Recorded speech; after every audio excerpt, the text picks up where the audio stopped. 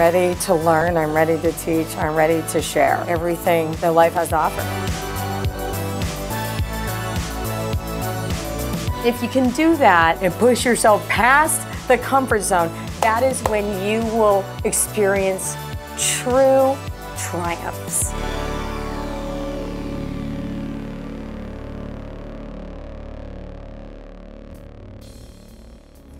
Our mission is to help change people's lives for the better. We're going to discover the world around us, everything from innovation to self-empowerment. And we're pushing the boundaries. In fact, we're going to talk about things that no one else will. Join us on our great adventure as we explore, inspire, educate, and reveal cutting-edge topics that will improve your quality of life. I'm talking medical and technological breakthroughs, healthy living, parenting, relationships, sex, or lack thereof. Anything you're curious about, we're going to talk about it. We even have incredible guests who are leaving their mark on this world and sharing their real-life experiences so we can all learn. Let's experience this fulfilling journey together. Here's a look at the amazing show we have for you today. If you can put a smile on your face and have a twinkle in your eye, then that goes a long way towards success. He's the modern day Santa. This humble billionaire gives gifts of hope, solutions, and opportunities. And he's saving lives with all the millions he's donated to medical advancements. In fact, Business Week magazine listed him as one of the top most generous philanthropists, and he's not done yet. The programs that I've gotten into were not to make money. They were to solve a problem, or the why as opposed to the how. Money was never my primary goal. I think the greatest thing that came out of it was the platform that it gave me to really reach people. And I think if more celebrities, and a lot of them do, would use their celebrity to do good in the world, the world would be a much better place. Remember this sexy doctor from the hit show The Bachelor? Not only is he good looking, he's good-hearted. He's dedicated to helping children and adults stay fit and healthy. Find out what he's been doing in San Diego since his term as The Bachelor, and an inside scoop on what really goes on behind the scenes of the hit TV show. I'll never forget that moment. I mean, talking about being overwhelmed, most people would think it's their, like, the greatest dream come true, but trust me, trying to juggle like 10 women on one date and trying to make them all happy, and it's hard. The New York Times, Forbes magazines, many others are all talking about a miracle seed developed by a San Diego company that could very well change our future and our environment. Not only does the oil from the seed create cost-effective biofuel for cars and commercial planes, it's also used for many household and commercial items. I mean, there's huge demand for energy. We see a rising population, rising middle class, and that increases demand on the food supply and obviously on the energy supply. And what's great about this plant is that we can make energy cost effectively with other vegetable oil or petroleum-based products. We're also producing a lot of protein from this plant. And that protein, as I said, can be used for things like polyurethane and other industrial products. I can tell you that Air New Zealand, Continental, Lufthansa, and many other airline carriers are very impressed with the high-quality jet fuel that Jatropha makes. My hopes and dreams is, to be able to hear him call me daddy once more, and coming in through that door and seeing him running up to me like he used to do before.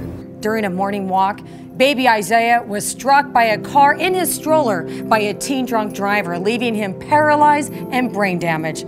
This tragedy left baby Isaiah's family not only heartbroken, but financially broken as well. You'll meet one of the family's guardian angels who brought them hope and is helping them recover. My wife was driving down 163 when she heard the announcement over the radio, and she immediately, God told her, go find this child. And we like to help and step in and do whatever it takes. And this woman made it her mission empowering mothers and children in need by developing a state-of-the-art technology that helps feed the hungry in the most devastating places imaginable. It can boil water, it could cook food with a piece of cardboard covered with foil. Gets up to 250 degrees.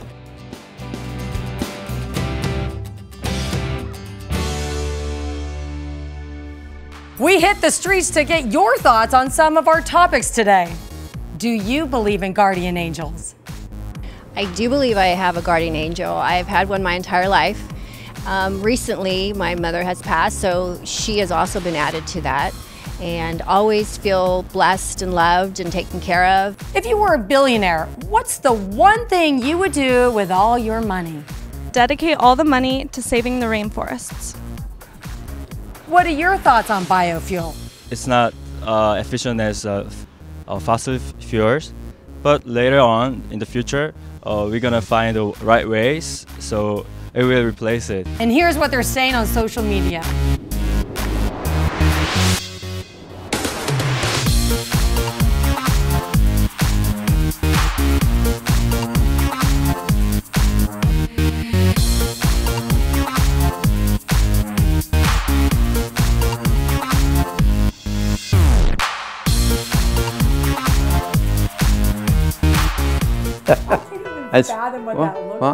I just enjoy it. I mean, I make it. That's my purpose. I will die broke. It's all planned. You know, I've picked the causes that I believe in, and I have no problem in doing that. I'll never forget that moment. I mean, talking about being overwhelmed. Most people would think it's their the greatest dream come true, but trust me, trying to juggle like 10 women on one date and trying to make them all happy, and it's hard. A San Diego local philanthropist who came from humble beginnings could be considered a modern-day Santa Claus. He's a man that gives gifts of hope, solutions, and opportunity, whether it's loaning credit to people down on their luck or donating $1 billion to charities and medical advancements. This awe-inspiring visionary is changing and saving lives. And the kicker, folks, he plans on giving it all away when he dies. Denny Sanford, a San Diego local philanthropist who came from humble beginnings, could be considered a modern-day Santa Claus. He's a man that gives gifts of hope, solutions, and opportunity. Whether it's loaning credit to people down on their luck or donating $1 billion to charities and medical advancements, this awe-inspiring visionary is changing and saving lives. Most of my philanthropy is designed with a purpose. His purpose is to invest his fortune in ways that will truly change our future for the better. And he believes stem cell research is one of the ways to do just that. I was introduced to it because I have a major impact on children's health up in South Dakota. They heard about that. They came to me and said, look, we'd like to start a children's health organization development program here, and would you help us? Indeed, he helped. He helped in innovative ways never seen before. He created the Sanford-Burnham Consortium, a collaboration of scientists from UC San Diego, the Sanford-Burnham Medical Research Institute, the Salk Institute, the Scripps Research Institute, and the La Jolla Institute for Allergy and Immunology. The entire world is noticing this because no one else has done it. I built the building so that they could all collaborate and coordinate all the efforts, and why duplicate or replicate what everyone else is doing. What Denny understands is we need to do a lot more of that in the cancer stem cell field, but also apply this to neurodegenerative disorders, diabetes, and these other diseases that wreak havoc on people by slowly degrading their bodies. So that's something that I think he's been incredibly generous about, understanding the pain and suffering that people go through and putting his money where his mouth is and saying so individuals can make a difference, and he's going to change the world in one place, so he's given us a chance to at least try, and that's something we're going to do together. We're going to have some major breakthroughs, and it's going to all happen right here in San Diego. His generous contributions have greatly helped the medical community, but you might be surprised to learn what he's most passionate about. My biggest cause, of course, as I've explained to you in the past, is to reduce the divorce rate and also to improve the graduation rate in high schools. So those are my two biggest programs. The Sanford Harmony program to reduce divorce, and my Sanford Inspiration program to get kids believing in themselves so that they can graduate and do something with their lives. The Harmony Project focuses on having genders learn to better understand each other, starting from a very early age, and hopes to lower the divorce rate. It's a social engineering project, if you will. We are wired different. I mean, dramatically wired different, so boys and girls should understand that about one another and respect it and trust in one another. But they have to do that at a much earlier age by spending more time together. And his other love, his Inspiration Project. The Inspire program, give them someone to believe in them and get them to believe in themselves so that they can go ahead and graduate from high school, maybe even go through college and like to be something, make something of their life, as opposed to becoming a drug dealer or something of that order. I see so many needs of children that are not met, and I started my philanthropy originally with abused kids, and I support an organization that was we've got 135 full-time live-in abused kids that have been removed from their families because of sexual, physical, emotional abuse, and I just can't stand it. I've spent some time with these kids, and they're ruined, and some of them are irrecoverable. I mean, it's just not it's not the way life should be, and they're taken advantage of. Denny attributes much of his success from teachers who inspired him when he was young, and he wants to share that experience with all children. Mrs. Loring in the 3rd grade, I mean, she said, "Danny, you have some unusual characteristics that are going to make you successful, but you have to work at it. You have to work at it." Mrs. Taft in the 5th grade, the same thing. She recognized a little spark in my eye or twinkle or something like that. Well, wait a second, you can do it, and they were a good start for me. So what were his special traits that helped make him who he is today? Attitude, not aptitude, that determines your altitude in life. That's the whole deal. So where does all this passion for children and humanity come from? Perhaps it stems from Denny growing up without a mother. His mother, Edith, lost her battle with breast cancer when he was only 4 years old. Thus, his father had Denny working at his company from the time he was 8. He had me working in his warehouse at age 8. Yeah? I didn't have a lot of time for sports and so on and so forth, but I think it paid off at the end of the day. He said, "Dad, Denny, it'll work. It'll work. Believe me, it'll work out." And I think it has. Sadly, Denny's father died from heart disease when Denny was only 21 years old. Soon after, he started his first company. Denny used his adversity to his advantage. He learned impeccable work ethic, independence, and responsibility.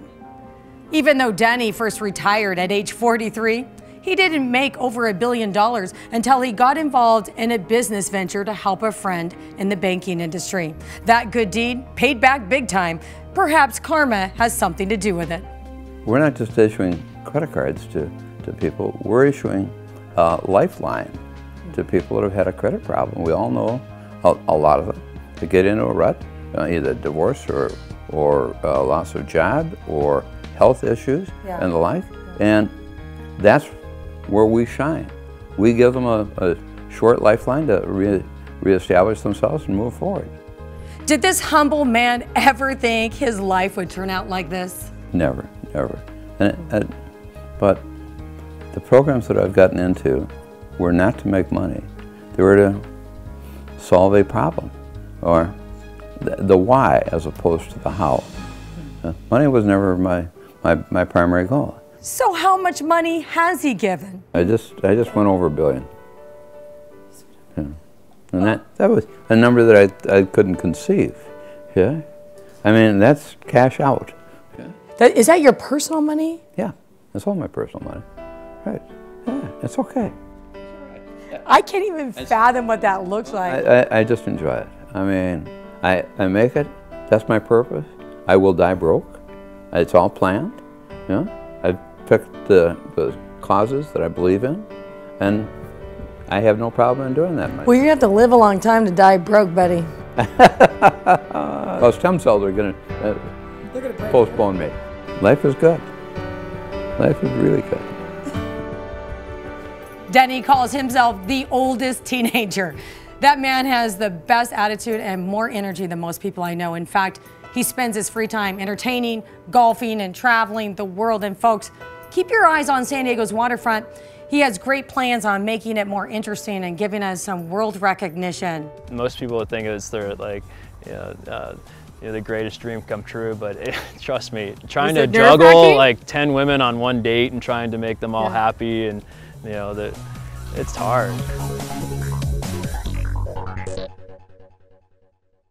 He's known as one of the nation's top bachelors, and you might recognize him from the 10th season of the hit TV show, The Bachelor, or from seeing him around town because he's a San Diego native, doctor, athlete, and humanitarian. I caught up with Dr. Baldwin at Torrey Pines to find out what he's been up to and get some behind-the-scenes secrets of the TV show. There's been some years that have gone by since you were The Bachelor. In your opinion, what is the best thing that came out of that?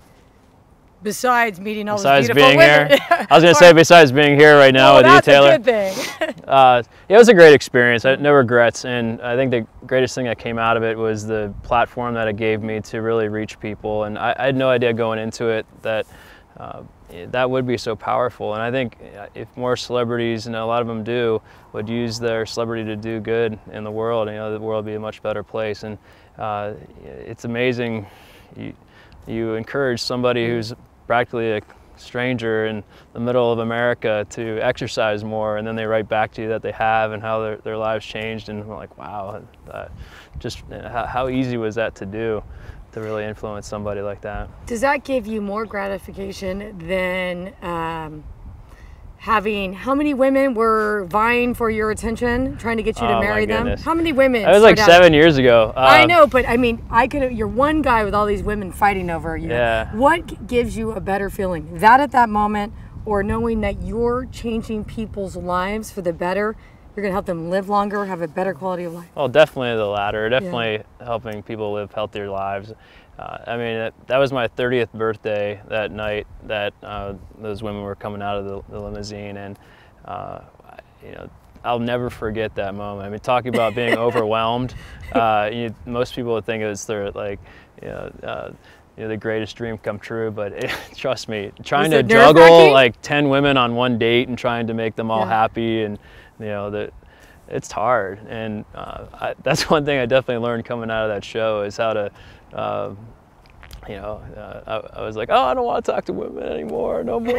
You're right, overdose on women. Exactly. Too much stimulation. Exactly. And then they get a little crazy, don't they? They Some do. of them. Yeah, I tried to get rid of the cuckoo ones earlier on, but my idea at the initial meeting was to have everybody show up with their sneakers and run 5 miles, and whoever didn't make it to the end would be cut. But the producers didn't like that. Because you started an amazing charity that is really changing lives, and it's not just about getting people healthy either. It goes even deeper, and it's for women and children. Yep. Let's talk about that. That's your baby. So Got Your Back Network. It's Got Your Back is a colloquial term, especially in the military, to I have your back, I got your back, through thick and thin, I'll take care of you. And so back in 2005, I lost 2 of my friends in the war in Afghanistan, and it really it was tough, and being close with their families, I also saw the impact that it had on them, which is tremendous. I mean, I can't imagine losing my father, and their kids are so young. And so being a doc, I know there's lots of wounded warriors that come back, and they're very tangible, like they don't go away. They're there, we focus on them, we take care of them. But what really troubled me was that, yes, this hero gave his or her life for our country, for our freedom, and what are we doing to honor that and to take care of the family that they left behind? And so that's why I started Got Your Back Network, and it truly is a network. It's a great group of widows and their children, and they get together, and they have that commonality of experience that they can really relate and grow. And so yeah, each year we have lots of events. I do some fundraisers, some group fundraisers, some individually. In fact, I'm going to be running on February 2nd, my birthday, 37 miles for my 37th birthday, asking people to give $37 to Got Your Back Network. It's inspiring. It's a lot better than just sitting on the couch and having people wishing you a happy birthday on Facebook. Now I can say, all right, you want to know what I really want on my birthday? How about you give $37 to help That's these my families. favorite thing about you, by the way. I love that you do that. And you do so much more. You're helping people get healthy. Let's talk about that. Sure. So yeah, I mean, I'm a family physician, and I'm the family physician in my clinic where people will send their troubled patients that can't seem to lose weight, because I'm very, I consider myself part of their family, my patients. Like I really am hands-on. I want to take them to the gym, I want to take them to the grocery store, I want to educate them, and I hate taking out my prescription pad. I can't stand doing that. I think so many of our diseases that we face and unhealthy behaviors can be fixed through just modifying what we do every day, what we put in our mouths, how much activity we have in our daily lives. And if we can make those behaviors habits, then we can ward off all these bad diseases. You can really be happy, healthy, long into the future. Yeah, you're changing people's lives, helping them stick to their New Year's resolutions by getting healthier. What are your New Year's resolutions? I want to take in more of this. I want to be outside more. I mean, look at this view. I mean, San Diego is the most beautiful place on earth, and the best way to really see nature is through physical activity. So my New Year's resolution this year is to really, walk the walk. And I talk a lot about being active, and I am, but I want to make sure that I'm sweating every day. So get sweaty every day, and I think if you do that, sweat is really an indicator of your inner furnace and how much heat you're producing through activity. And if you sweat every day, you're reaching that level of physical activity that you need to have sustained weight loss, cardiac benefit, warding off cancer, diabetes, all these things. And so however you want to break a sweat, I mean, you can come up with a lot of different ways to do that, but I want to sweat every day in 2014. You are an 8-time Ironman finisher, right? That's right. So how long does it take you to prepare for a competition like that? I mean, it's weeks and weeks and weeks. It depends on what type of shape that I'm in. Sometimes I would do 2 or 3 Ironmans a year, and I haven't done one in a number of years. That's also something I'm looking to do in 2014 is another Ironman. And really, Ironman is about preparation, and so doing 5 or 6 hour long bike rides way out at the Palomar, or running 20-mile runs following that, or being out in La Jolla Cove and swimming. It's a lot of preparation, and so that's the time commitment, and then getting out there on the course and having the mental toughness and strength to I mean, I've seen people out there that are double amputees that are finishing the Ironman, or 80-year-old people, and it always makes you think, like, if they can do it, then what's holding you back? And there's huge demand for energy. We see a rising population, rising middle class, and what's great about this plant is that we can make energy cost effectively with other vegetable oil or petroleum-based products. We're also producing a lot of protein from this plant.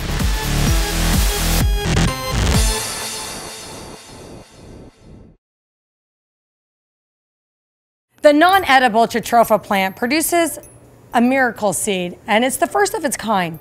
In fact, the company that engineered and produces this seed is being called one of the hottest companies in bioenergy by Biofuels Digest, not to mention gracing the pages of New York Times, Forbes magazine, and countless others.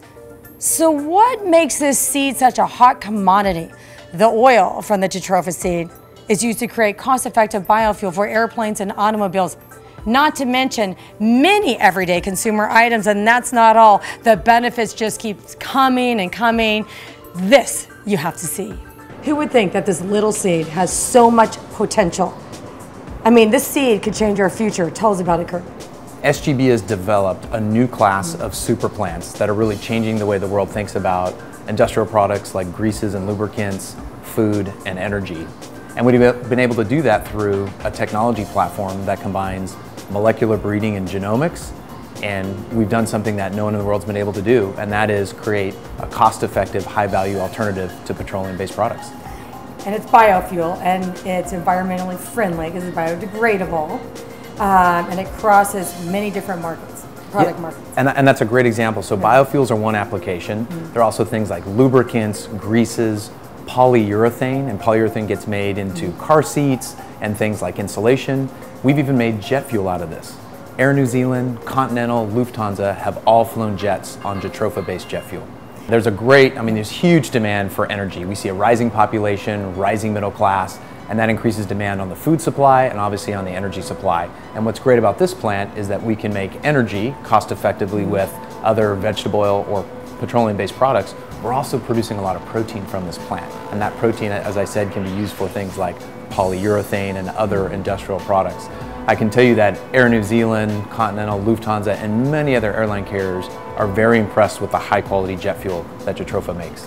Well, this is a 6-year-old company, and you guys have had some hurdles to jump in the way of biofuels. Tell us about that and how you are able to make this seed a competitive biofuel. Well, first and foremost, we saw a problem in 2008, and it was, I just felt there had to be a better way. There had to be a way to not use a food crop as fuel. And that's how was the genesis of this company. So some friends of mine and I got together, some really talented PhDs from UC San Diego. And as we said, there had to be a better way. Is there a new plant that we could use? Are there new technologies we could use and adapt towards agriculture that could produce something like this and solve this problem? And that's exactly what we've done here at SGB.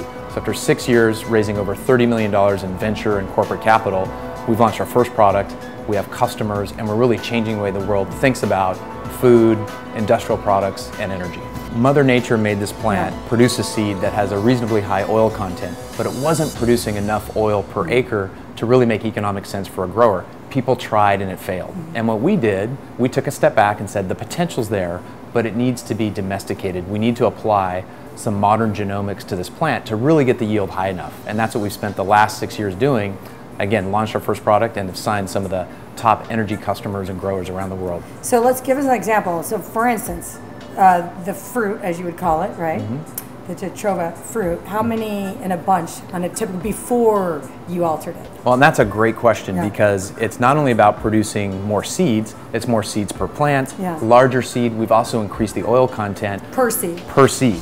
And so all those things combined result in more oil per acre, and therefore that makes it cost effective with other products. Okay, so this is the seed.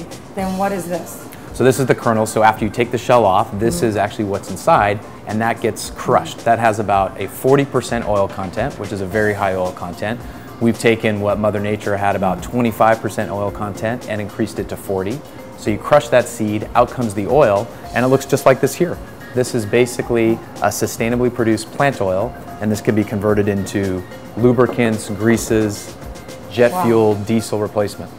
But it's not edible. It's non-edible, correct. And it grows well on what we call marginal land. So land that won't support food can actually grow this crop called Jatropha. That's amazing. Contaminated lands as well? Well, like lands with pesticides in the well, yeah, lands that won't support a food crop, so you're unable to grow corn or sugarcane or something like that. And there's, according to the University of Illinois, about 2.5 billion acres that could be planted with something like this that would have zero impact to the food supply. In fact, we are working on another crop called Waiuli through a collaboration with Ulex, and this is a natural rubber. So as you know, many people around the world may have an allergy to latex, so they have a non-latex rubber, and we're helping them advance the yield of this crop. You think about where people are drilling and their potentially environmental impacts. If you use this, a bio-based lubricant, you won't have these environmental effects if, unfortunately, there's a spill. Are you getting support from our government? We haven't been today. We actually haven't reached out. A fundamental theme to us is what's going to make this class of super plants take off is they have to be economically viable. So what we're doing is we're producing the oil, making sure it's cost effective in the markets we're going after. Then you don't need government subsidies. You don't need mandates. And I think that's very important to a long-term viable business. Where are your crops growing now? Because it's not just here, correct? Yeah, and that's a great point because we've actually grown this in 4 countries, you could argue 4 continents, and over 15 locations. So we've proven the technology works globally. We're in India, Brazil, Central America, and we've even done some trials in the United States. Do you see automobiles running off this biofuel? Absolutely. In fact, it's very well known. We've made diesel out of this. It's run on cars. Any biodiesel refiner will say this makes a great biodiesel. As I mentioned, Air New Zealand, Lufthansa have all flown jets on Jatropha-based jet fuel. It works really well. Ironically, from a jet fuel perspective, it actually is more fuel efficient than petroleum-based jet fuel. And why is that? And has to do with the molecular structure of the oil itself. And it actually has better fuel efficiency at higher elevations. So where it's colder, it actually burns better. What do you think are your biggest challenges looking ahead that you have getting this to market? Yeah, the biggest challenge is getting scale. So, you know, the clean tech industry and biofuels industry has had some hiccups. We're really agriculture, and at the end of the day, We have a seed, a technology that grows on land that won't support food crops, so it's demonstrating and convincing growers that this is something that has a big market potential for them. What I like most about the Jatropha plan is that you utilize all parts of it. And that's something that's important to us and our customers, is as that plant is capturing carbon out of the atmosphere and storing it, it's storing in its leaves and its branches, and that's energy. So we call that biomass. So the leaves, the branches, we're also able to convert that into energy. And then after we crush the oil out of the seed and there's seed cake is left, that's rich in protein. And that protein can be used for many things, such as polyurethane, which makes insulation and car seats and things like that. So we really look at this as not just an oil seed and oil producing things like lubricants and jet fuel, but also using the entire plant to produce energy and solve problems. The technology we're using today to advance this crop didn't even exist 5 years ago. So the advent in processing power, storage, and genomics, and really our understanding. So we are sequencing an entire genome for less than $1,000, and that's going less than $100 in this calendar year. So the new technologies combined with a phenomenal leadership team and great investors have really made this company possible. You are on a gold mine. Aren't you worried about competitors? Absolutely, we're always worried about competitors. A lot of people and companies are trying to do this, and I really think what's different for us is, number one, first mover advantage, plus a phenomenal team, great investors, and a proprietary technology that gives us a head start. You got a huge jump start. Huge jump start. Well, congratulations. Thank you very much. So much. Nice to see you today. By the way, for 2 consecutive years, Kirk Haney, one of the founders of SGB, has been named one of the top 100 most influential people in bioenergy by Biofuels Digest. Stay tuned. During a morning walk, baby Isaiah was struck by a car in his stroller by a teen drunk driver, leaving him paralyzed and brain damaged. Some dreams is, to be able to hear him call me daddy once more, and, coming in through that door and seeing him running up to me like he used to do before.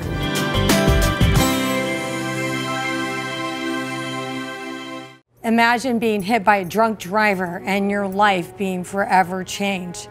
Now, this is what happened to baby Isaiah, who is now 4 years old. In 2010, Isaiah's grandfather was taking him for a walk in his stroller. They were both hit by a teen drunk driver whose blood alcohol level was nearly 3 times the legal limit. Baby Isaiah was left paralyzed and brain damaged. Thankfully, 2 guardian angels came into his life and has been helping baby Isaiah and his family during this devastating time.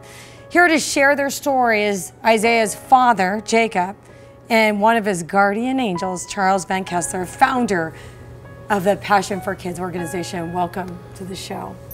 Again, I just want to tell you how sorry I am that your family's had to go through this. And thank you for all that you've done for Jacob and his family. Thank you. You are an angel. Let's go back in time. Tell us about that day.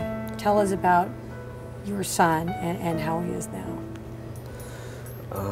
Well, that day was, definitely a life changer for us.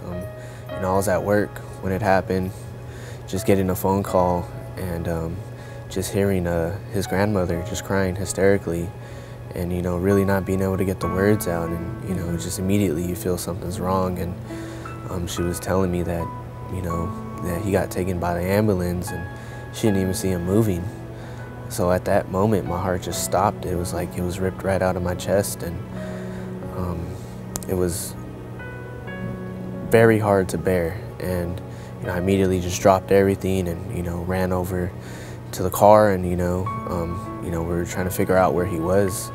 For hours, we couldn't figure out which hospital he was at, and finally we found out that he was at Children's Hospital. He had to get life flighted from Tri-City Hospital down to Children's Hospital. And I mean, ever since that day, definitely was a life changer. And coming from doctors saying he wasn't gonna, make more progress than the state that he was already in. He was partially blind, severe brain damage. He wasn't able to breathe on his own, and there was just so many problems and issues that were going on with him. And seeing all that to what he is now today, 4 years old, and he's making a lot of great progress. I mean, he still has his rough times, going in and out of the hospital, but besides that, I mean, he's rolling around on the floor. You know, he's able to come off of his breathing machine a lot more, and just. But he's not completely off it yet. No, not completely off of it yet. Not sure when, but I mean, we're taking the steps that we need to take to get him off of that. But for one time, we had him off for 2 weeks completely off the ventilator, but then his left lung is the one that usually collapses on him, and it collapsed, and you know, we had to take him into the hospital. But it's doable. It's just going to take time, and you know, his left lung is really weak, and that's what needs to, you know, get the most healing done. And you know, with time coming, and you know, his brain damage is, you know, getting there, getting better, and you know, it's growing through time. But you know, just recently, you know, he wasn't able to have any kind of mobility for himself besides, you know, just rolling around. But we had him on the floor, and he was doing an army crawl, and you know, that was really great to see. It was really awesome. You said you need time, and I'm sure you also need money. I mean, it's expensive when you have a child who needs help, medical help. Talk about that for a minute. Well, there's a lot that the insurance doesn't cover, and especially, you know, with, you know, times going on, there's his insurance is covering less and less medications that, you know, that he needs and that he needs to take on a daily basis, and you know, a lot of it we have to come out of pocket with, and there's just so much more, like with this wheelchair accessible van, you know, that's pretty much his mobility, you know, to get him from, you know, the doctor's appointments to the hospital, you know, to school, wherever he needs to go. And without that, it's a struggle. And even that is starting to go out now. It's got about 200,000 miles on it, and that's something that, you know, we need to get, you know, look further into. And you know, we gotta always buy cleaning supplies, and you know, a lot of the companies only give you a certain amount of items, and you know, a lot of those items we have to go out and buy on our own, and it definitely all adds up, and you know, it's a struggle and it's hard. And your guardian angel has stepped in to help you somewhat, right? Let's talk about your part in all this. Well, my wife was driving down 163 when she heard the announcement over the radio, and she immediately, God told her, go find this child. So she got off and went to the hospital and spent about an hour and a half trying to find out who it was, who the parents were, how she could see them, etc., etc., etc. And so they were very reluctant because we didn't know anything. And my wife said, well, you know, my husband and I are the founders of Passion for Kids, and we like to help and step in and do whatever it takes to make life a little easier. Yeah, my wife and I spent about 50 to 60% of our time with the children, and my wife runs this whole operation so that we can stay active. What does Passion for Kids mean for you? What do they mean to you? The name says it all. They really do have a passion for kids, and you know, they are helping kids in desperate situations. You know, I've always told them, you know, without, you know, having both of them there by our side, you know, we wouldn't be as far as we came today, and you know, we wouldn't have known where to go or where to even start at. And you know, with every necessity that Isaiah's needed, you know, they've asked us, you know, hey, what do you guys need? What do you need help with? How can we do this? And you know, they immediately got on top of it, and you know, just started helping in every way they can, started making fundraisers, and you know, just seeing donations coming in, and you know, putting all that money towards Isaiah and everything that he needs, because you know, the family, you know, that was involved with this, that, you know, did this to our son, he just, there's no help from them at all, and they haven't done a fundraiser or anything like that for us. And you know, so you know, for Passion for Kids, and you know, all the other donators and everybody that has stepped up has, you know, really changed Isaiah's life, and you know, helped him, you know, to get to where he is now. Can I ask you where you get the drive to do this? Because it's a big commitment. The drive is the other part of my time in the day. I'm also the creator of Passion for Life, which is a liquid vitamin product which supports Passion for Kids. So we work very hard with one entity to support the other, because we don't get enough donations coming in. But basically the background is I was raised in a state-run orphanage in Amsterdam, Holland during World War II. I endured 8 years of abuse of every kind you can imagine as a child. I saw my family snatched away from me in front of my eyes by the Nazis in Amsterdam, Holland. And I was put into a state-run orphanage, and I couldn't take it anymore after 8 years, and I ran away.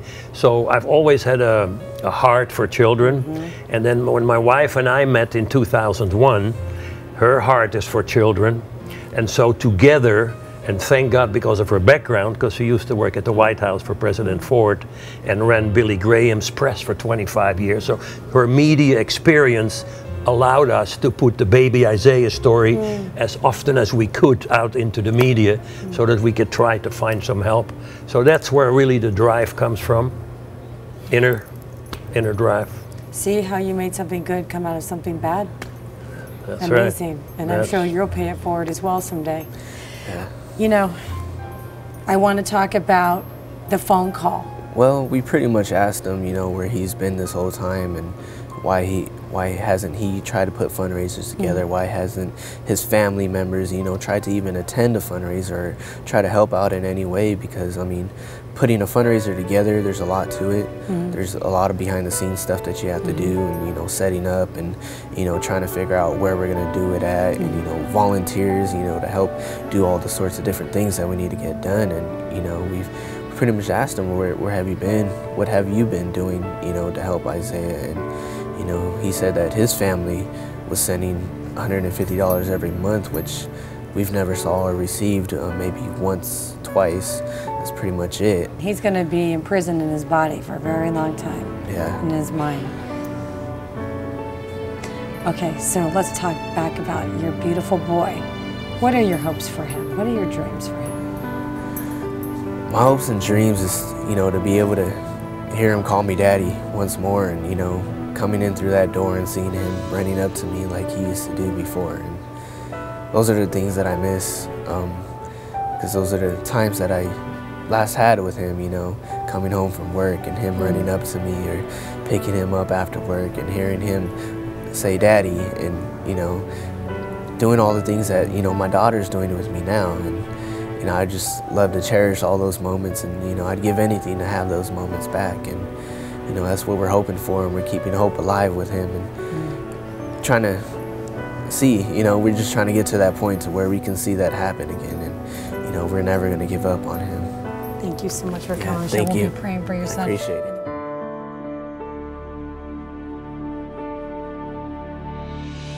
She's a retired Foreign Service officer who empowered women and children in need by developing state-of-the-art technology that helps feed the hungry in the most devastating places imaginable. Please help us welcome Patricia McArdle. Thank you so much for coming by the show. Thank you, Taylor. Great to be here. And you have to show us this contraption you brought. I will. And tell us your story, because it's pretty remarkable. Well, I'm a retired Foreign Service officer. As you said, my final assignment overseas was in Afghanistan. I was assigned to a British infantry unit in the north, and what I saw when I went on patrol was all these little children hauling brushes and sticks back to their mothers for cooking. And I remember that when I was in the Girl Scouts many years ago, we made a little solar cooker. I looked it up online, I did some research, and I found this designed by a Frenchman. And I made it, and I took it on patrol and began demonstrating it in the villages, and I was hooked. It can boil water, it could cook food with a piece of cardboard covered with foil. Gets up to 250 degrees.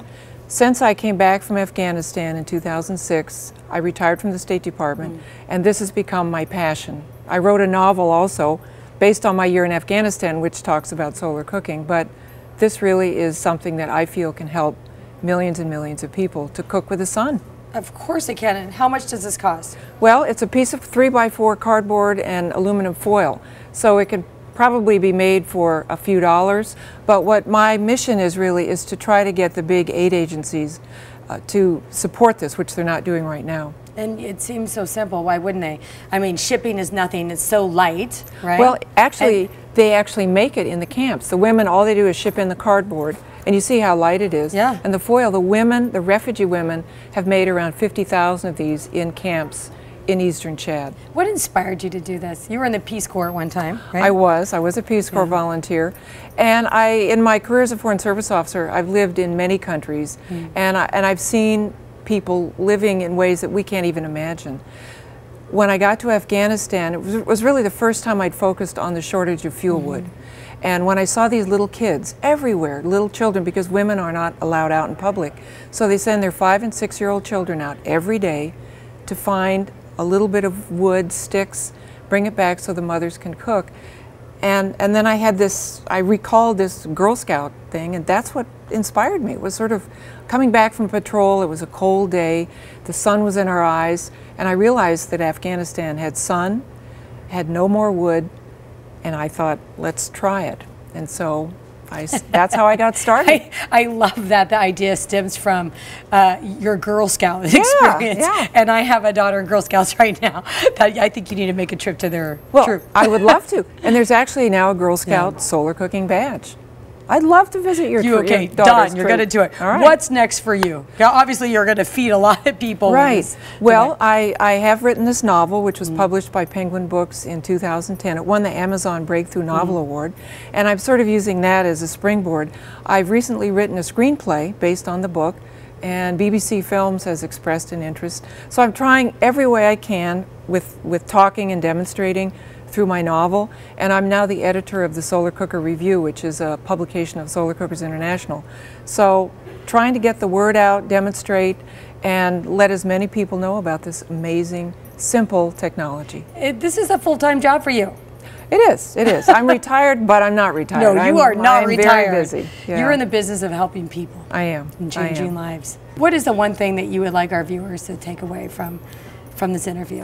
I would like them to be aware of the fact that there are about 3 billion, with a B, people in the world who still cook every day over open fires, smoky fires, using wood and dung and charcoal, and that this technology, combined with fuel-efficient stoves for days when it's not sunny, could dramatically reduce the smoke inhalation that they have to suffer, and the labor and the deforestation in Africa. The harvesting of wood for cook stoves is the biggest cause of deforestation in Africa, and Africa is a very sunny continent, and this could help people a lot. You would think it's cardboard and you're boiling water inside and it won't catch fire?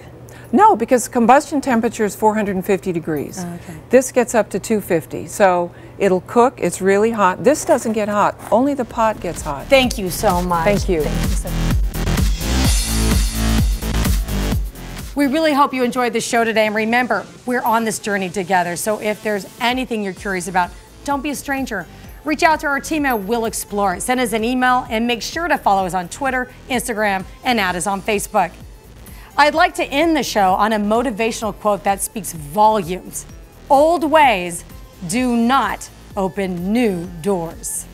Attitude, not aptitude, that determines your altitude in life.